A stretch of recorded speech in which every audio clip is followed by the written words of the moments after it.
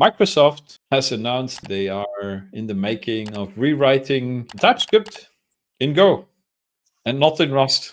I think it's very interesting. I'm a big fan of TypeScript. I've used it frequently for front end and for some back end stuff. In the AI space, it has its place. It's great for having just a basic serving engine. So just to be able to pass through requests back to like the OpenAI API, or for quickly scaffolding for model training. I'm actually doing any kind of like experimentation around models, I'm going to choose other languages other than TypeScript. But that being said, I do think it's very interesting that they chose Go. It was something that I did not necessarily see coming with Microsoft. You hear constantly about compilers being written in Rust or C, honestly. Microsoft, their entire background is in C, C, C++, C Sharp, .NET, all of those things. So I'm actually pretty shocked and honestly excited that they've decided to go the route of Go, because I feel like Go is a language. I always say that